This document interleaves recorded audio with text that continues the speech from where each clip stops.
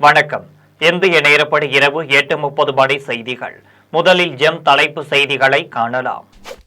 இலங்கை தமிழர்கள் இந்தியாவில் சட்டப்பூர்வமாக தங்குவதற்கு மத்திய அரசு அனுமதி. இஸ்லாமியர்களுக்கு மீலாது நபி வாழ்த்துக்கள் தெரிவித்தார் முதலமைச்சர் மு.க.ஸ்டாலின். கிட்னி திருட்டில் நடவடிக்கை எடுக்காத திமுக அரசை கண்டித்து திருச்சியில் 9ஆம் தேதி கண்டன ஆர்ப்பாட்டம் நடைபெறும். எடப்பாடி பழனிசாமி அறிவிப்பு. அமைச்சர் துரைமுருகனுக்கு எதிரான பிடி வாரண்டை 15ஆம் தேதி அமல்படுத்த வேண்டும். காவல்துறைக்கு சென்னை சிறப்பு நீதிமன்றம் உத்தரவு. எடப்பாடி பழனிசாமி பாஜகவின் குரலாக மாறிவிட்டார் என அமைச்சர் தங்கம் தென்னரசு விமர்சனம். ஆப்கானிஸ்தானில் ஏற்பட்ட நிலநடுக்கத்தினால் உயிரிழந்தவர்களின் எண்ணிக்கை 2205 அதிகரிப்பு. தாலிபான் அரசு தகவல். இனி விரிவான செய்திகளை காணலாம். இலங்கை தமிழர்கள் இந்தியாவில் சட்டப்பூர்வமாக தங்க மத்திய அரசு அனுமதி அளித்துள்ளது. போர் மற்றும் பொருளாதார நெருக்கடி காரணமாக இலங்கையை விட்டு வெளியேறிய இலங்கை தமிழர்கள் தமிழ்நாட்டில் பல்வேறு முகாம்களில் தங்கியுள்ளனர். இவர்கள் இந்தியாவில் தாங்கள் சுதந்திரமாக வாழ வழிவகை செய்ய வேண்டும் என அரசிற்கு கோரிக்கை விடுத்து வந்தனர். இந்நிலையில் 2015ஆம் ஆண்டு ஜனவரி மாதம் 9ஆம் தேதிக்கு முன்பு உரிய ஆவணங்களின்றி இந்தியாவிற்குள் நுழைந்து அரசிடம் அகதிகளாக பதிவு செய்த இலங்கை தமிழர்கள் சட்டப்பூர்வமாக தங்குவதற்கு மத்திய அரசு அனுமதி வழங்கியுள்ளது. சமீபத்தில் அமல்படுத்தப்பட்ட குடிவரவு மற்றும் வெளிநாட்டினர் சட்டத்தின் கீழ் உள்ள தண்டனை விதிகளில் இருந்தும் இலங்கை தமிழர்களுக்கு மத்திய அரசு விலக்கு அளித்துள்ளது. இஸ்லாமியர்களுக்கு முதலமைச்சர் மு.க.ஸ்டாலின் மீலாது நபி வாழ்த்து தெரிவித்துள்ளார். முதலமைச்சர் மு.க.ஸ்டாலின் மீலாது நபி வாழ்த்து செய்தி வெளியிட்டுள்ளார். அதில் நபிகள் நாயகத்தின் பிறந்த நாளினை கொண்டாடும் அன்புக்குரிய இஸ்லாமிய சகோதரர்கள் அனைவருக்கும் எனது மீலாது நபி வாழ்த்துக்கள் என்றும் தெரிவித்தார். மேலும் உண்மை, இரக்கம், ஈகை, அன்பு, கல்வியறிவு, புறம் பேசாமை, பெண்களை மரியாதையோடு நடத்துதல் என உலகத்திற்கு என்றென்றும் தேவையான நற்கருத்துக்களை போதித்து உயர்ந்த உள்ளமாக திகழ்ந்தவர் அண்ணல் நபி என்றும் தெரிவித்தார். மேலும் அவரது போதனைகளை பின்பற்றி வாழ்ந்திடும் இஸ்லாமிய உடன்பிறப்புகளின் உரிமைகளுக்கும் நலனுக்கும் என்றும் உழைத்திடும் அரசாக திமுக அரசு ஒவ்வொரு முறையும் ஆட்சி அமைக்கும் போது பல்வேறு திட்டங்களை செயல்படுத்தி வருகிறது என்றும் தெரிவித்தார். மேலும் சென்னை விமான நிலையம் அருகே ரூபாய் 65 கோடி மதிப்பீட்டில் தமிழ்நாடு ஹஜ் இல்லம் அமைக்கப்பட்டு வருகிறது என்றும் முதலமைச்சர் மு.க.ஸ்டாலின் தெரிவித்துள்ளார். கிட்னி திருட்டில் சம்பந்தப்பட்டவர்கள் மீது நடவடிக்கை எடுக்காத திமுக அரசை கண்டித்து திருச்சியில் 9ஆம் தேதி கண்டன ஆர்ப்பாட்டம் நடைபெற உள்ளதாக எடப்பாடி பழனிசாமி அறிவித்துள்ளார். அதிமுக பொதுச் செயலாளர் எடப்பாடி பழனிசாமி அறிக்கை வெளியிட்டுள்ளார்.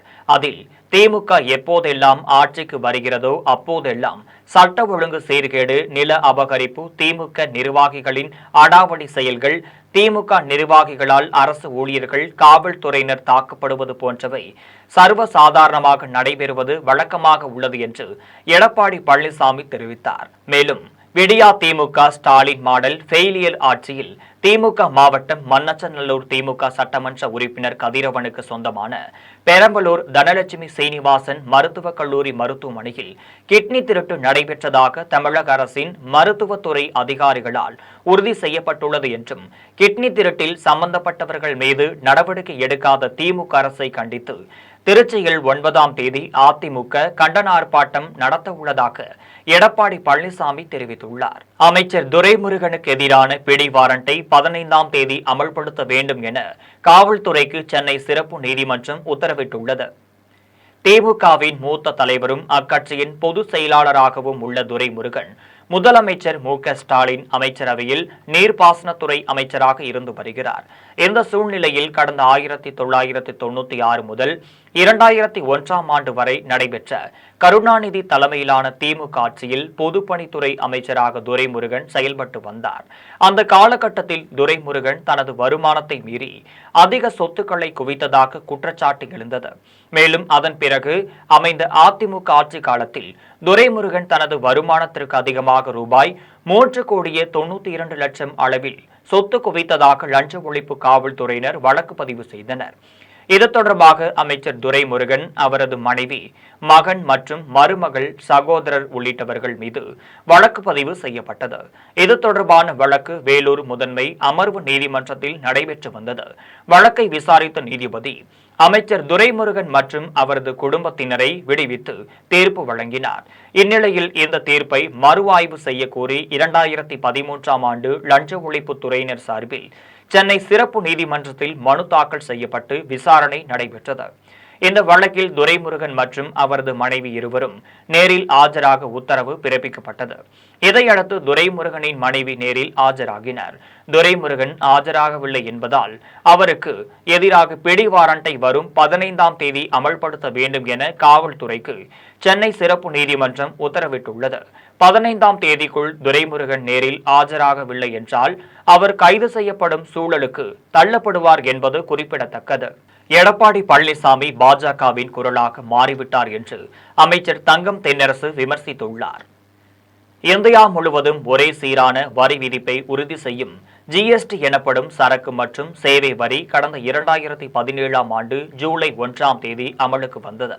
இந்த நிலையில் 4 அடுக்குகளை கொண்ட ஜிஎஸ்டி வரியை 2 அடுக்காக குறைக்க மத்திய அரசு நடவடிக்கை எடுத்துள்ளது. ஜிஎஸ்டி வரி குறைப்பு தொடர்பாக அதிமுக பொதுச் செயலாளர் எடப்பாடி பழனிசாமி எக்ஸ் தள பக்கத்தில் பதிவொன்றை வெளியிட்டுள்ளார். அதில் ஜிஎஸ்டி கவுன்சிலின் வரலாற்று சிறப்புமிக்க முடிவுகளை முழு மனதுடன் வரவேற்பதாக தெரிவித்துள்ளார். இந்நிலையில் எடப்பாடி பழனிசாமி பாஜகவின் குரலாக மாறிவிட்டார் என அமைச்சர் தங்கம் தென்னரசு விமர்சித்துள்ளார். இது தொடர்பாக அவர் வெளியிட்டுள்ள பதிவில் அதிமுக பொதுச் செயலாளர் எடப்பாடி பழனிசாமி பாஜகவின் குரலாக மாறிவிட்டார் என்பதற்கு சான்றாகவே இந்த பதிவை பார்க்கிறேன் என்றும் புதிதாக அறிமுகப்படுத்தப்பட்ட ஜிஎஸ்டி விதிமுறைகளை நீக்கி உற்சாகத்துடன் பாராட்டினாலும் மாநிலத்தின் வருவாயை பாதுகாக்கவும் மாநிலத்தின் நிதி சுமையை பாதுகாக்கவும் மத்திய அரசு முறையான நிதி பகிர்வு அல்லது வருவாய் வாய்ப்புகளை உறுதி செய்ய வேண்டும் என்பதை ஏன் ஒரு வரியில் கூட நீங்கள் குறிப்பிடவில்லை என்றும் தங்கம் தென்னரசு கேள்வி எழுப்பினார். ஆப்கானிஸ்தானில் ஏற்பட்ட சக்தி வாய்ந்த நிலநடுக்கத்தினால் உயிரிழந்தவர்களின் எண்ணிக்கை 2205ஆக அதிகரித்துள்ளதாக தாலிபான் அரசு தெரிவித்துள்ளது. ஆப்கானிஸ்தானில் கிழக்கு பகுதியில் கடந்த 31ஆம் தேதி நள்ளிரவு 6 ரிக்டர் அளவிலான நிலநடுக்கம் ஏற்பட்டது. இந்த நிலநடுக்கத்தினால் குனார், நாங்கர்ஹார் ஆகிய மாகாணங்களில் சுமார் 6782 வீடுகள் முழுவதுமாக இடிந்து விழுந்தனர். இடிபாடுக்குள் சிக்கிய மக்களை மீட்கும் பணிகள் தொடர்ந்து நடைபெற்று வருகின்றனர். தற்போது வரை 2205 பேர் உயிரிழந்ததும் 3394 பேர் படுகாயமடைந்திருப்பதும் உறுதி செய்யப்பட்டுள்ளது. மேலும் அங்குள்ள சமமற்ற நிலப்பரப்புகளினால் நிலநடுக்கம் பாதித்த பல கிராமங்களை மீட்பு படையினர் சென்றடைய மிகவும் கடினமாக உள்ளதாக தெரிவித்துள்ளனர். இதுவரை மலை கிராமங்களில் வசித்த மக்களின் நிலை குறித்து தகவல் வெளியாகாத நிலையில் உயிரிழந்தோர் எண்ணிக்கை மேலும் அதிகரிக்கக்கூடும் என அஞ்சப்படுகிறது. அதிமுகவில் எடப்பாடி பழனிசாமியின் தலைமை வேண்டாம் என செங்கோட்டையன் முடிவு எடுத்து நாளை அறிவிக்க வேண்டும் என்று திருப்பூரில் அதிமுக ஒருங்கிணைப்பு குழு புகழேந்தி தெரிவித்துள்ளார். திருப்பூரில் நடைபெற்ற திருமண நிகழ்ச்சி ஒன்றில் கலந்து கொள்ள வந்த அதிமுக ஒருங்கிணைப்பு குழு நிர்வாகி புகழேந்தி செய்தியாளர்களை சந்தித்து பேசினார். அப்போது அதிமுகவில் பல்வேறு சம்பவங்கள் நடைபெற்று வரும் நிலையில் செங்கோட்டையன் நாளை மனம் திறந்து பேசப்போவதாக அறிவித்துள்ளார் என்றும் அவர் செய்தியாளர்கள் சந்திப்பில் பேசும்போது அதிமுகவில் எடப்பாடி பழனிசாமியின் தலைமை வேண்டாம் என செங்கோட்டையன் முடிவு எடுத்து நாளை அறிவிக்க வேண்டும் என அதிமுக ஒருங்கிணைப்பு குழு புகழேந்தி தெரிவித்தார். எல்லா பக்கமும் அதுதான் பேச்சு. காலையில சொன்ன வேகமா போயிடும், வருத்தம் இல்லை. அவர் அண்ணனை பத்தி வர செய்தி எல்லாம் மகிழ்ச்சி தான். I am not டினே. அது நாளை காலையில 9 மணிக்கு அதை பத்தி பேசுறேன்னு சொல்லியிருக்காரு. நாளை காலையில புஸ்வானம் போயிடக்கூடாது. ஏற்கனவே போர்டிங் பாஸை காமிச்சு அவர் டெல்லிக்கு போனாரு, நிதியமைச்சரை பார்த்தாரு அப்படின்னு பழைய நிதியமைச்சர் போட்டோவை போட்டு அவர் அப்போ பார்த்தத ஃபோட்டோவை போட்டு, ஏன்னா மேடம் நிர்மலா சீதாராமனுக்கு அப்போ பாருங்க ஹேர்லாம் அப்போது டை அடிச்சிருப்பாங்க, இப்போ அடிக்காமல் இருப்பாங்க. நேச்சுரல் ஒருத்தரும் அடிக்கிறான், அது தப்பாக சொல்ல. அந்த பழைய ஃபோட்டோவை எடுத்து போட்டு அதை ஃபோக்கஸ் பண்ணி பயங்கரமாக பண்ணாங்க. அப்புறம் அவர் என்ன பண்ணார், அண்ணன் செங்கோட்டையன் கொஞ்ச நாள் கழிச்சு போய் சரண்டர் ஆகிட்டார். சரண்டர் ஆகி ஓபிஎஸ் கட்சி கட்டுப்பாடு, இபிஎஸ் கட்சி கட்டுப்பாடு எனக்கு முக்கியம், நான் கட்சியை உடைக்கிறதுக்கு மற்றதுக்கெல்லாம் போக மாட்டேன்னு சொல்லி இதே இபிஎஸ் சரண்டர் ஆனார். நடந்ததா இல்லையா? அந்த பிரச்சனையே வந்தது அத்திக்கடவு அவிநாசி திட்டத்தில் தலைவர் படத்தையும் அம்மா படத்தையும் புறக்கணிச்சதால வந்தது. காரைக்கால் மாவட்டம் பட்டினச்சேரி மீனவர் கிராமத்தில் மீன்வள மையம் கட்டுவதற்காக புதுவை மாநில துணைநிலை ஆளுநர் கைலாசநாதன் அடிக்கல் நாட்டி வைத்து பணிகளை தொடங்கி வைத்தார். காரைக்கால் மாவட்டம் பட்டினச்சேரி மீனவர் கிராமத்தில் மத்திய அரசின் மூலமாக பிரதான் மந்திரி மத்ஸ்ய சம்பாடா யோஜனா திட்டம் செயல்படுத்தப்பட்டு வருகிறது. இந்த திட்டத்தின் கீழ் மாதிரி மீனவர் கிராமத்திற்கான பூமி பூஜை நடைபெற்ற விழாவில் புதுவை மாநில துணைநிலை ஆளுநர் கைலாசநாதன் கலந்து கொண்டு மீன்வள மையம் கட்டுவதற்காக அடிக்கல் நாட்டினர். அதனைத் தொடர்ந்து மீன்கள் உலர்த்தும் தளம் அமைப்பதற்கான பெயர் பலகையினையும் திறந்து வைத்தார். விழாவில் ஆளுநர் செயலர் மணிகண்டன் பங்கேற்று பேசினார். அப்போது மத்திய அரசின் மூலமாக பிரதான் மந்திரி மத்ஸ்ய சம்பாடா யோஜனா திட்டம் புதுவை மாநிலத்தில் நல்ல முறையில் செயல்படுத்தப்பட்டு வருகிறது என்றும் இதன் மூலம் பட்டினச்சேரியில் ஆரம்பிக்கப்பட்ட கடற்பாசி வளர்ப்பு திட்டம் பெண்களின் பொருளாதாரத்தினை மேம்படுத்துவதற்கு மிகவும் உதவியாக அமைந்துள்ளது என்றும் மணிகண்டன் தெரிவித்தார். விழாவில் புதுவை மாநில குடிமைப் பொருள் வழங்கல் துறை அமைச்சர் திருமுருகன், மாவட்ட ஆட்சியர் ரவி பிரகாஷ் மற்றும் பொதுமக்கள் மீனவ கிராமத்தினர் கலந்து கொண்டனர். இத்தனை ஆண்டுகள் வரியை குறைக்காமல் தற்போது 5% வரியை குறைத்துள்ளனர் என்றும் இத்தனை ஆண்டுகள் மக்களின் வரி சுமைகள் மத்திய அரசிற்கு தெரியவில்லையா என்று மதுரையில் முன்னாள் நிதி அமைச்சர் ப. சிதம்பரம் கேள்வி எழுப்பியுள்ளார். மதுரை விமான நிலையத்தில் முன்னாள் நிதியமைச்சர் ப. சிதம்பரம் செய்தியாளர்களை சந்தித்து பேசினார். அப்போது ஜிஎஸ்டி வரி விகிதத்தில் மாற்றங்கள் குறித்து செய்தியாளர்கள் கேட்கப்பட்ட கேள்விக்கு பதிலளித்த அவர், மாற்றங்களை வரவேற்கிறோம் என்றும் கடந்த 8 ஆண்டுகளாக பல்வேறு கோரிக்கைகளை மத்திய அரசிடம் வைத்தும் எதையும் கேட்காமல் மக்களை கசக்கி பிழிந்துவிட்டு தற்போது வரி குறைப்பு கொண்டு வந்தது மகிழ்ச்சி என்றும் ப. சிதம்பரம் தெரிவித்தார். மேலும் நடுத்தர மக்களையும் ஏழை மக்களையும் கசக்கி பிழிந்துவிட்டு தற்பொழுது 12% வரியை 5% குறைத்துள்ளதை பாராட்டுகிறேன் என்று முன்னாள் நிதியமைச்சர் ப. சிதம்பரம் தெரிவித்துள்ளார். இந்த மாற்றங்களை வரவேற்கிறோம். ஆனால் 8 ஆண்டுகள் கழித்து தங்களுடைய தவறை உணர்ந்த அரசை நான் பாராட்டுகிறேன். 8 ஆண்டுகளுக்கு முன்னால் 1/7/2007 இந்த சட்டத்தை அமுல்படுத்திய போதே இது தவறு, இதை போன்ற பல்வேறு வரி விகிதங்களை வைக்காதீர்கள் என்று அறிவுறுத்தினார். அப்ப தலைமை பொருளாதார ஆலோசகர் திரு அரவிந்த் சுப்பிரமணியம் அவர்களும் இது தவறு என்று அறிவுறுத்தினார். ஆனால் அன்று பிரதமரோ நிதியமைச்சரோ மற்ற அமைச்சர்களோ நாங்கள் சொன்னதை கேட்கவில்லை. தெரு நாய்களுக்கு கணக்கெடுப்பு மற்றும் மகளிர் உரிமை தொகை வழங்க கணக்கெடுப்பு எடுக்க தெரிந்த தமிழக முதலமைச்சர் மு.க. ஸ்டாலின் சாதி வாரியாக கணக்கெடுப்பு எடுப்பதில் பயன்படுகிறார் என்றும் தருமபுரியில் அன்புமணி ராமதாஸ் தெரிவித்தார். தருமபுரியில் பாமக கொள்கை பரப்பு செயலாளர் பாரிமோகன் இல்ல திருமண நிகழ்ச்சியில் பாமக தலைவர் அன்புமணி ராமதாஸ் பங்கேற்று திருமண மேடையில் தமிழ் வழி நாகரிகத்தின்படி ஐயர் இல்லாமல் மந்திரம் ஓதாமல் திருமணத்தை உறுதிமொழி ஏற்று நடத்தி வைத்தார். அதன் பின்னர் திருமண விழாவில் பேசினார். அப்போது மதுவை விட மிக ஆபத்தில் உள்ளது போதை பழக்கம் என்றும் பிள்ளைகளை கண்காணிக்க வேண்டியது பெற்றோர்களின் கடமை என்றும் போதைப் பொருட்களை ஒழிப்பது எங்களுடன் கடமை என்றும் இந்தியாவிலேயே போதை பழக்கம் அதிகமாக உள்ள மாநிலம் தமிழ்நாடு என்றும் தெரிவித்தார். மேலும் சாதிவாரி கணக்கெடுப்பு சாதிய பிரச்சனை கிடையாது என்றும் தெரு நாய்கள் எண்ணிக்கை குறித்து கணக்கெடுப்பு வைத்திருக்கும் அரசு மகளிர் உரிமை தொகைக்கு கணக்கெடுப்பு எடுக்கும் முதலமைச்சர் சாதி வாரியாக கணக்கெடுப்பு எடுப்பதற்கு அதிகாரம் இல்லை என தெரிவிப்பதுதான் வேதனையாக உள்ளது என்றும் அன்புமணி ராமதாஸ் தெரிவித்தார். செஞ்சி ராஜா தேசிங்கு அரசு ஆண்கள் மேல்நிலைப் பள்ளி மாணவர்களுக்கு செஞ்சி பேரூராட்சி மன்ற தலைவர் சில்வர் குடிநீர் புட்டிகளை வழங்கினார். விழுப்புரம் மாவட்டம் செஞ்சி ராஜா தேசிங்கு அரசு ஆண்கள் மேல்நிலைப் பள்ளியில் ரூபாய் 10 லட்சம் மதிப்பீட்டில் புதிய கூட்டரங்கம் அமைப்பதற்கான பூமி பூஜை விழா நடைபெற்றது. விழாவில் செஞ்சி பேரூராட்சி மன்ற தலைவர் முக்தியார் அலிமஸ்தான் கலந்து கொண்டு பூமி பூஜை செய்து வைத்து பணிகளை தொடங்கி வைத்தார். அதனைத் தொடர்ந்து தமிழக அரசு அறிவித்துள்ள வாட்டர் டைம் திட்டத்தின் கீழ் சில்வர் குடிநீர் புட்டிகளை தனது சொந்த செலவில் பள்ளியில் பயிலும் சுமார் 1000 மாணவர்களுக்கு முக்தியார் அலிமஸ்தான் வழங்கி சிறப்புரையாற்றினார். சென்னையில் கொள்ளையடிக்க சதி திட்டம் தீட்டி தென் மாவட்டங்களிலிருந்து காரில் வந்து உயிர் மாய்த்தல், கொள்ளை உள்ளிட்ட குற்ற வழக்குகளில் தொடர்புடைய 5 பேரை நீலாங்கரை காவல்துறையினர் கைது செய்தனர். சென்னை கிழக்கு கடற்கரை சாலையின் அக்கறையில் நீலாங்கரை காவல் ஆய்வாளர் பிரவீன் ராஜேஷ் தலைமையிலான காவல்துறையினர் 2 தினங்களுக்கு முன்னர் வாகன தணிக்கையில் ஈடுபட்டனர். அப்போது போக்குவரத்து தடுப்புகளை மோதிவிட்டு அதிவேகமாக வந்த காரை காவல்துறையினர் தடுத்து நிறுத்தினர். அப்போது காரில் இருந்த 5 இளைஞர்களின் நடவடிக்கையில் சந்தேகமடைந்த காவல்துறையினர் அவர்களிடம் விசாரித்த போது அனைவரும் மதுரை, சிவகங்கை, நாமக்கல் மற்றும் கள்ளக்குறிச்சி மாவட்டங்களைச் சேர்ந்தவர்கள் என்பது தெரிய வந்தது. மேலும் காரில் சோதனை செய்தபோது 3 கத்திகள் இருந்தது தெரிய வந்தது.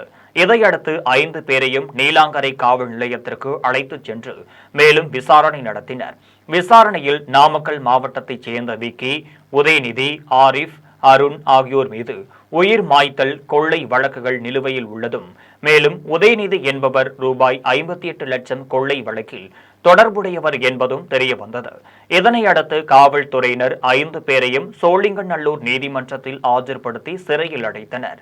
இவர்களின் சதி திட்டத்தை முறியடித்த நீலாங்கரை காவல்துறையினரை சென்னை காவல் ஆணையர் அருண் பாராட்டினார். காட்பாடி ரயில் நிலையத்தில் பெங்களூரு செல்லும் விரைவு ரயிலில் சோதனை செய்த ரயில்வே காவல்துறையினர் 16 கிலோ கஞ்சாவை கைப்பற்றி காட்பாடி காவல் நிலையத்தில் ஒப்படைத்தனர். வேலூர் மார்க்கமாக செல்லும் ரயிலில் கஞ்சா கடத்தி செல்வதாக வந்த ரகசிய தகவலின் அடிப்படையில் காட்பாடி ரயில்வே காவல்துறையினர் காட்பாடி ரயில் நிலையத்தில் நின்ற பெங்களூரு விரைவு ரயிலில் சோதனை மேற்கொண்டனர். அப்போது கழிவறை அருகே கேட்பாரற்று கிடந்த சோல்டர் பேக்கில் 16 கிலோ கஞ்சா இருந்ததை கைப்பற்றினர். அதனை காட்பாடி இரும்பு பாதை காவல் நிலையத்தில் ஒப்படைத்தனர். மேலும் ரயிலில் கஞ்சாவை கடத்தி வந்தது யார் என வழக்கு பதிவு செய்து விசாரணை மேற்கொண்டு வருகின்றனர். தென்காசி மாவட்டம் கடையநல்லூர் நகர் மன்றத்தில் நடைபெற்ற சாதாரண கூட்டத்தில் நகர்மன்றத்தில் எந்தவித முன்னறிவிப்பும் இன்றி பிரதமர் நரேந்திர மோடி படத்தை அகற்றியதை கண்டித்து பாஜக கவுன்சிலர்கள் உள்ளிருப்பு போராட்டத்தில் ஈடுபட்டனர். தென்காசி மாவட்டம் கடையநல்லூர் நகர் மன்றத்தில் நடைபெற்ற சாதாரண கூட்டத்தில் பாஜகவை சேர்ந்த கவுன்சிலர்கள் பங்கேற்று தங்களது வார்டு பகுதியில் எந்தவிதமான அடிப்படை வசதிகளும் மேற்கொள்ளப்படவில்லை என கூறி பிரச்சனையில் ஈடுபட்டனர். மேலும் கடந்த 2023ஆம் ஆண்டு நடைபெற்ற கடையநல்லூர் நகராட்சி கூட்டத்தில் பாரத பிரதமர் நரேந்திர மோடியின் படம் வைப்பதற்கு தீர்மானம் நிறைவேற்றப்பட்டு பாரத பிரதமர் நரேந்திர மோடியின் புகைப்படம் வைக்கப்பட்ட நிலையில் அதனை எந்தவித முன்னறிவிப்பும் இன்றி அகற்றியது ஏன் என கூறி நகரமன்ற தலைவரிடம் பாஜக கவுன்சிலர்கள் வாக்குவாதத்தில் ஈடுபட்டனர். அப்போது நகர்மன்றத்தில் மீண்டும் பிரதமர் நரேந்திர மோடியின் படத்தை வைக்கும் வரை தொடர் போராட்டத்தில் ஈடுபடுவோம் என கூறி கூட்டரங்கிற்குள் பாஜக கவுன்சிலர்கள் உள்ளிருப்பு போராட்டத்தில் ஈடுபட்டனர். இரவு 11 மணி வரை நடைபெற்ற போராட்டத்தில் யாரும் எங்களை சந்திக்கவில்லை என பாஜக கவுன்சிலர்கள் குற்றம் சாட்டுகின்றனர். அதன் பின்னர் நகர்மன்ற தலைவர் ஹாப்பூர் ரகுமான் பிரதமர் படத்தை வைப்பதற்கு நடவடிக்கை எடுக்கப்படும் என உறுதியளித்ததை அடுத்து அனைவரும் அங்கிருந்து கலைந்து சென்றனர். யுசிஜி பல்கலைக்கழக மானியக்குழு அறிக்கையை ஒன்றிய அரசு திரும்பப் பெற வேண்டும் என வலியுறுத்தி அனைத்திந்திய மாணவர் பெருமன்றத்தினர் கண்டன ஆர்ப்பாட்டத்தில் ஈடுபட்டனர். யுசிஜி எனப்படும் பல்கலைக்கழக மானியக்குழு அறிக்கையை ஒன்றிய அரசு திரும்பப் பெற வேண்டும் என வலியுறுத்தி சென்னை நந்தனம் அரசு கலைக்கல்லூரி வளாகத்தில் அனைத்திந்திய மாணவர் பெருமன்றத்தினர் கண்டன ஆர்ப்பாட்டத்தில் ஈடுபட்டனர். அப்போது ஒன்றிய அரசிற்கு எதிராக கண்டன கோஷங்களை எழுப்பினர். ஆர்ப்பாட்டத்தை தொடர்ந்து அனைத்திந்திய மாணவர் பெருமன்றத்தின் பொதுச் செயலாளர் தினேஷ் ஸ்ரீரங்கராஜ் செய்தியாளர்களை சந்தித்து பேசினார். அப்போது நரேந்திர மோடி தலைமையிலான பாஜக ஒன்றிய அரசு தமிழ்நாடு, கர்நாடகா, கேரளா உள்ளிட்ட மாநிலங்களில் தேசிய கல்விக் கொள்கையை திணிக்க முயற்சிக்கிறது என்றும் கல்லூரிகளில் பாடத்திட்டங்களை வடிவமைக்க யுசிஜி எனப்படும் பல்கலைக்கழக மானியக்குழு வரைவு அறிக்கையை வெளியிட்டுள்ளது என்றும் இதன் மூலம் அறிவியலுக்கும் எதிரான பாடத்திட்டங்களை திணிக்க முயற்சிப்பதை திரும்பப் பெற வேண்டும் என தினேஷ் ஸ்ரீரங்கராஜ் தெரிவித்தார். குடியாத்தம் சிந்தூர் கேட் பகுதியில் நடைபெற்ற தமிழ்நாடு முஸ்லிம் ஜமாத் மாநில செயற்குழு கூட்டத்தில் தமிழக சிறைகளில் இருக்கும் இஸ்லாமிய ஆயுள் சிறைவாசிகளை விடுதலை செய்ய வேண்டும் என்பன உள்ளிட்ட பல்வேறு தீர்மானங்கள் நிறைவேற்றப்பட்டன. வேலூர் மாவட்டம் குடியாத்தம் சித்தூர் கேட் பகுதியில் உள்ள தனியார் திருமண மண்டபத்தில் தமிழ்நாடு முஸ்லிம் ஜமாத் சார்பில் மாநில செயற்குழு கூட்டம் நடைபெற்றது. மாநில பொதுச் செயலாளர் கலந்தர் பாஷா தலைமையில் நடைபெற்ற கூட்டத்திற்கு அமைப்பின் மாநில தலைவர் உமர் முக்தார் கலந்து கொண்டு சிறப்புரையாற்றினார். கூட்டத்தில் ஒன்றிய அரசின் வக்பு சொத்து திருத்தம் சட்டம் திரும்ப பெற வேண்டும், குடியுரிமை திருத்த சட்டத்தை திரும்ப பெற வேண்டும். காஷ்மீர் யூனியன் பிரதேச பட்டியலிலிருந்து நீக்கி மாநில அந்தஸ்து வழங்க வேண்டும். கல்வி வேலை வாய்ப்பிலும் ஒன்றிய அளவில் இஸ்லாமியர்களுக்கு 10% இடஒதுக்கீடும் தமிழகத்தில் 7% இடஒதுக்கீடும் வழங்க வேண்டும். தமிழக சிறைகளில் இருக்கும் இஸ்லாமிய ஆயுள் சிறைவாசிகளை விடுதலை செய்ய வேண்டும் என்பன உள்ளிட்ட பல்வேறு தீர்மானங்கள் நிறைவேற்றப்பட்டன. இதில் மாநில செயலர் தலைவர் சையத் கபீர், மாவட்ட தலைவர் இம்தியாஸ் உட்பட பலர் கலந்து கொண்டனர். வடசென்னையில் உள்ள வடசென்னை மலையாளிகள் சங்கம் சார்பில் சங்கத்தின் தலைவர் பால்சன் தலைமையில் ஓணம் பண்டிகை சிறப்பாக கொண்டாடப்பட்டது. மகாபலி சக்கரவர்த்தியின் செருகினை அடக்கிட திருமால் வானகரமாக அவதரித்து மகாபலி சக்கரவர்த்தியிடம் திருமால் 3 அடி மண் தானமாக கேட்டார்.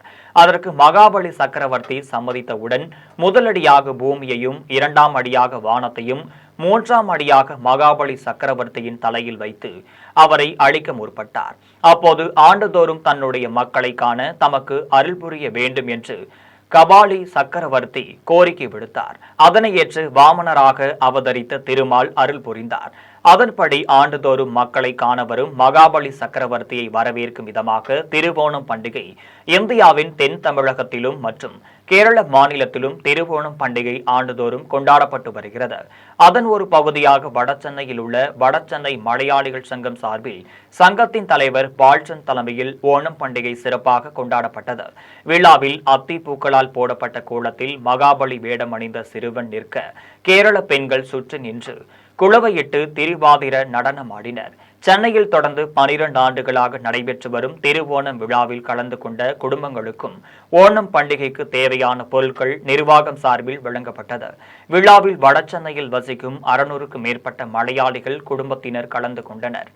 திருவண்ணாமலையில் டாக்டர் அகர்வால் கண் மருத்துவமனை சார்பில் 40வது தேசிய கண்தான விழிப்புணர்வு வார விழா சிறப்பாக நடைபெற்றது. திருவண்ணாமலை டாக்டர் அகர்வால் கண் மருத்துவமனை மற்றும் விசன் பாரா மெடிக்கல் கல்லூரியும் இணைந்து 40வது தேசிய கண்தான விழிப்புணர்வு வார விழாவை சிறப்பாக நடத்தியது. விழாவில் திருவண்ணாமலை மாநகராட்சி மேயர் நிர்மலா வேல்மாறன் சிறப்பு விருந்தினராக கலந்து கொண்டு வாழ்த்துரையாற்றினர். விழாவில் ரோட்டரி கிளப் திருவண்ணாமலை தலைவர் செந்தில்குமார், சேர்மன் வெங்கடேசன் மற்றும் காவல்துறை ஆய்வாளர் சேகர் ஆகியோர் பங்கேற்றனர். விழாவில் மருத்துவர் கௌசல்யா உரையாற்றினர். அப்போது 40வது தேசிய கண்தான விழிப்புணர்வு நிகழ்ச்சியில் கலந்து கொண்ட அனைவருக்கும் நன்றி தெரிவித்தார். மேலும் டாக்டர் அகர்வால் கண் மருத்துவமனை 1945ஆம் ஆண்டில் கண்தான நன்கொடை சேவையை தொடங்கியது என்றும் இதுவரை 11 லட்சம் கண் பாதிப்பு சம்பவங்களில் 1 லட்சம் பேர் கண் தானத்தின் மூலம் குணமடைந்துள்ளனர் என்றும் 25,000 நோயாளிகளுக்கு சிகிச்சை அளிக்கப்பட்டுள்ளது என்றும் தெரிவித்த அவர், உயிரிழந்த ஒருவரின் கண்களை 6 முதல் 8 மணி நேரத்திற்குள் எடுத்து தானமாக வழங்க முடியும் என்றும் தெரிவித்தார். அனைவரும் கண்தான விழிப்புணர்வை பரப்பி சமூக நலனில் பங்களிக்க வேண்டும் என்று மருத்துவர் கௌசல்யா தெரிவித்தார். இதனைத் தொடர்ந்து நடைபெற்ற நிகழ்ச்சியில் விசன் பாரா மெடிக்கல் கல்லூரி மாணவிகள் பங்கேற்று கண் தானம் செய்வது குறித்த விழிப்புணர்வு பதாகைகளை கையில் ஏந்தியபடி பேரணியாக சென்று பொதுமக்களிடம் விழிப்புணர்வை ஏற்படுத்தினர். ஸ்ரீபெரும்புதூரை அடுத்த வள்ளக்கோட்டையில் அமைந்துள்ள சுப்பிரமணிய சுவாமி திருக்கோவிலில் 2 ஜோடிகளுக்கு நடைபெற்ற இலவச திருமண விழாவில் தலா ரூபாய் 70,000 மதிப்பிலான சீர்வரிசை பொருட்களை கோவில் நிர்வாகத்தினர் வழங்கினார். தமிழ்நாடு முதலமைச்சர் மு.க. ஸ்டாலின் வழிகாட்டுதலின்படி திராவிட மாடல் ஆட்சியில் தமிழ்நாடு முழுவதும் இந்து சம அறநிலையத்துறை கட்டுப்பாட்டில் உள்ள திருக்கோவில்களில் இந்த ஆண்டு 1000 இணைகளுக்கு இலவச திருமணம் நடத்தி வைக்கப்படும் என்று சட்டமன்றத்தில் இந்து சம அறநிலையத்துறை அமைச்சர் சேகர் பாபு அறிவித்தார். அதன்படி தமிழகம் முழுவதும் பல திருக்கோவில்களில் திருமணங்கள் நடத்தப்பட்டு வருகின்றன. அந்த வகையில் காஞ்சிபுரம் மாவட்டம் ஸ்ரீபெரும்புதூரை அடுத்த வள்ளக்கோட்டையில் அமைந்துள்ள சுப்பிரமணிய சுவாமி திருக்கோவிலில் வியாழக்கிழமையன்று ஸ்ரீபெரும்புதூர் வட்டத்தைச் சேர்ந்த கனகவேல் ஆர் ராஜேஸ்வரிக்கும் எச்சூர் கிராமத்தைச் சேர்ந்த புருஷோத்தம்மன் தீபா ஆகியோருக்கும் திருக்கோவில் அர்ச்சகர்கள் இலவச திருமணத்தை நடத்தி வைத்தனர். திருமண விழாவில் திருக்கோவில் நிர்வாகத்தின் சார்பில் மணமகளுக்கு தலா 4 கிராம் தங்கத்தாளி, கட்டில், மெத்தை, பீரோ, பூஜை சாமான்கள், மிக்சி, சமையல் பாத்திரங்கள் உள்ளிட்ட ரூபாய் 70,000 மதிப்பிலான சீர்வரிசை பொருட்களை திருக்கோவில் நிர்வாக அதிகாரி செந்தில்குமார், அறங்காவலர் குழு தலைவர் செந்தில் தேவ்ராஜ், அறங்காவலர்கள் விஜயகுமார், மோகனகிருஷ்ணன், செல்வகுமரன், கலைச்செல்வி ஆகியோர் வழங்கினர். விழாவில் அறநிலையத்துறை வாலாஜாபாத் ஆய்வாளர் சிவராமகிருஷ்ணன், வள்ளக்கோட்டை காங்கிரஸ் கட்சியின் பொறுப்பாளர் புண்ணியநாதன், மறைமலை நகர் நகராட்சி துணைத் தலைவர் கமலக்கண்ணன் மற்றும் பொதுமக்கள் கலந்து கொண்டனர். இலவச திருமணத்திற்கு வந்திருந்த அனைவருக்கும் திருக்கோவில் நிர்வாகத்தின் சார்பில் அறுசுவை உணவு வழங்கப்பட்டது. வள்ளக்கோட்டையில் அமைந்துள்ள சுப்பிரமணிய சுவாமி கோவிலில் திருமணம் நடைபெற்றால் குடும்பம் செழிக்கும் என்ற பூர்ண ஐதீகம் உள்ளதாலும், வியாழன்கிழமை சுப முகூர்த்தம் நாள் என்பதாலும் திருக்கோவிலில் 2 இலவச திருமணங்கள் உட்பட 32 திருமணங்கள் நடைபெற்றது என்பது குறிப்பிடத்தக்கது. காங்கிரஸ் கட்சியின் கடலூர் தெற்கு மாவட்டம் சார்பில் மிலாது நபி விழாவை முன்னிட்டு ஆனந்தம் முதியோர் இல்லத்தில் உணவு வழங்கப்பட்டது. மிலாது நபிகள் நாயகம் பிறந்த நாளை முன்னிட்டு கடலூர் தெற்கு மாவட்ட காங்கிரஸ் கட்சியின் சார்பில் காட்டுமன்னார் கோவிலை அடுத்த எல்லேரி கிழக்கு ஆனந்தம் முதியோர் இல்லத்தில் தங்கியுள்ளவர்களுக்கு காலை உணவு வழங்கும் நிகழ்ச்சி நடைபெற்றது. நிகழ்ச்சிக்கு காங்கிரஸ் கட்சியின் மூத்த நிர்வாகி LEP ஜோதிமணி தலைமை தாங்கினார். விவசாயிகள் சங்க தலைவர் இளங்கீரன், முன்னாள் நகர தலைவர் நியமத்துல்லா, சோளங்கூர் செல்லதுரை ஆகியோர் முன்னிலை வகித்தனர். நிகழ்ச்சியில் பங்கேற்றவர்களை மாவட்ட பொதுச் செயலாளர் செல்வம் வரவேற்றார். நிகழ்ச்சியில் மாவட்ட துணைத் தலைவர் நஜீர் அகமது கலந்து கொண்டு முதியோர் இல்லத்தில் தங்கியுள்ளவர்களுக்கு உணவு வழங்கினார். நிகழ்ச்சியில் காங்கிரஸ் கட்சியின் நிர்வாகிகள் உட்பட பலர் கலந்து கொண்டனர். நிகழ்ச்சியின் இறுதியில் குராட்சி வட்டார தலைவர் பகத்சிங் நன்றி தெரிவித்தார். ஸ்ரீபெரும்புதூரை அடுத்த திருமங்கையாழ்வார் குளக்கரையில் அமைந்துள்ள ஸ்ரீ கங்கையம்மன் ஆலயத்தின் கும்பாபிஷேக விழா வெகு விமர்சையாக நடைபெற்றது. காஞ்சிபுரம் மாவட்டம் ஸ்ரீபெரும்புதூரை அடுத்த திருமங்கையாழ்வார் குளக்கரையில் அமைந்துள்ள ஸ்ரீ கங்கையம்மன் ஆலயத்தின் மகா கும்பாபிஷேக விழா சிறப்பாக நடைபெற்றது. விழாவில் முன்னதாக மகா கணபதி பூஜை, நவக்கிரக பூஜை, லட்சுமி பூஜை, கோபூஜை உள்ளிட்ட சிறப்பு பூஜைகள் நடைபெற்றது. அதன் பின்னர் யாகத்தில் பூஜிக்கப்பட்ட புனித நீர் கலசங்களை சிவச்சாரியர்கள் மேளதாள வாத்தியங்களுடன் கோவிலின் கோபுரத்திற்கு எடுத்து சென்று கலசத்தின் மீது புனித நீரை ஊற்றி கும்பாபிஷேகத்தை சிறப்பாக நடத்தினர். அதன் பின்னர் கோவிலில் திரண்டிருந்த பொதுமக்கள் மீது புனித நீரை தெளித்தனர். விழாவில் சிறப்பு அழைப்பாளராக ஸ்ரீபெரும்புதூர் நகராட்சி தலைவர் சாந்தி சதீஷ்குமார் கலந்து கொண்டு கங்கை அம்மனுக்கும் சிறப்பு பூஜை செய்து வழிபட்டனர். விழாவில் காஞ்சிபுரம், செங்கல்பட்டு, அரக்கோணம், வேலூர், ஒசூர், மதுரை, திண்டுக்கல் உள்ளிட்ட பல்வேறு பகுதிகளில் இருந்தும் வந்திருந்த ஏராளமான பக்தர்கள் ஸ்ரீ கங்கையம்மனை வழிபட்டனர். வெளி மாவட்டங்களிலிருந்தும் வந்த பக்தர்களுக்கும் வடபாதி கீழ்ப்பகுதி கிராம மக்கள், திருமங்கையாழ்வார் வீதி பொதுமக்கள் சிறப்பான வசதிகளை ஏற்பாடு செய்திருந்தனர். குடியாத்தம் சேதுகரை நேருஜி பகுதியில் அமைந்துள்ள ஸ்ரீ கங்கையம்மன் திருக்கோவிலில் மகா கும்பாபிஷேக விழா வெகு விமர்சையாக நடைபெற்றது. வேலூர் மாவட்டம் குடியாத்தம் சேதுகரை நேருஜி நகரில் அமைந்துள்ள ஸ்ரீ கங்கையம்மன் திருக்கோவிலில் மகா கும்பாபிஷேக விழா சிறப்பாக நடைபெற்றது. விழாவின் முன்னதாக கோவில் வளாகத்தில் யாக குண்டங்கள் அமைத்து பட்டு வஸ்திரங்கள், தானிய வகைகள், மூலிகை பொருட்கள், வாசனை திரவியங்கள், மலர் வகைகள், கார வகைகள் உள்ளிட்டவற்றை யாக குண்டத்தில் போட்டு யாக வேள்விகள் நடைபெற்றது. அதன் பின்னர் சிவச்சாரியர்கள் மேளதாள வாத்தியங்கள் முழங்க புனித நீரை கோவிலின் கோபுரத்திற்கு எடுத்து சென்று வேத மந்திரங்கள் முழங்க கலசத்தின் மீது ஊற்றி கும்பாபிஷேகத்தை சிறப்பாக நடத்தினர். அதன் பின்னர் கோவிலில் திரண்டிருந்த பக்தர்கள் மீது புனித நீரை தெளித்தனர். விழாவில் கல்வியாளர் ராஜேந்திரன், வழக்கறிஞர் பூபதி, ரோட்டரி ஆளுநர் பழனி ஆகியோருக்கும் கோவில் சார்பில் பூரண மரியாதை அளிக்கப்பட்டது. விழாவில் பல்வேறு பகுதிகளைச் சேர்ந்த ஏராளமான பொதுமக்கள் கலந்து கொண்டு ஸ்ரீ கங்கையம்மனை வழிபட்டனர். விழாவில் கோவில் கமிட்டியினர் மணிகண்டன், மகேந்திரன், சந்திரசேகர், முருகன், பாபு, ஜெகநாதன் ஆகியோர் தலைமையில் பக்தர்களுக்கு 5 வகையான உணவு அன்னதானமாக வழங்கப்பட்டது. உப்புக்கோட்டையில் அமைந்துள்ள ஸ்ரீ வரதராஜ பெருமாள் திருக்கோவிலின் கும்பாபிஷேக விழா வெகு விமர்சையாக நடைபெற்றது. தேனி மாவட்டம் போடி அருகே உள்ள உப்புக்கோட்டை கிராமத்தில் அமைந்துள்ள 200 ஆண்டுகள் பழமை வாய்ந்த ஸ்ரீதேவி ஸ்ரீ பூதேவி சமேத ஸ்ரீ வரதராஜ பெருமாள் திருக்கோவிலில் 20 ஆண்டுகளுக்கு பிறகு திருப்பணிகள் முடிவடைந்ததை அடுத்து உப்புக்கோட்டை கிராமத்தைச் சேர்ந்த 9 குடும்ப சமுதாய பொதுமக்கள் ஒன்றிணைந்து மகா கும்பாபிஷேக விழாவிற்கு ஏற்பாடு செய்தனர். விழாவில் முன்னதாக புண்ணியா கலசனம், வேத பாராயணம், நித்யா திருவாரதனம், ஹோமங்கள், மகா சாந்தி ஹோமம் உள்ளிட்ட சிறப்பு பூஜைகள் நடைபெற்றது.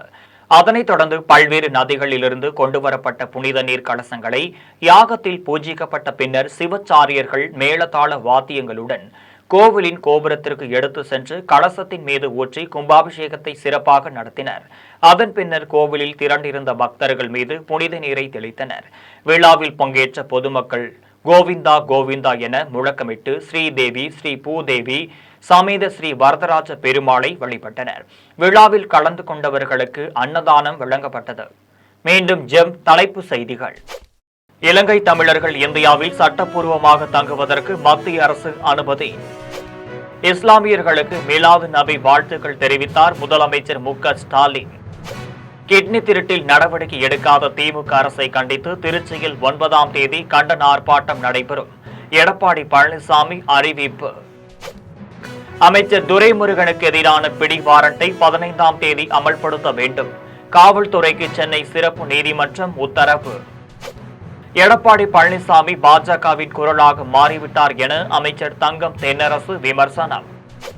ஆப்கானிஸ்தானில் ஏற்பட்ட நிலநடுக்கத்தினால் உயிரிழந்தவர்களின் எண்ணிக்கை 2205 அதிகரிப்பு.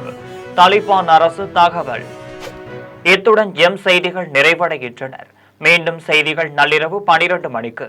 உடனுக்குடன் செய்திகளை காண gemlive.tv என்ற இணையதளத்தில் இணைந்திருங்கள். நன்றி, வணக்கம்.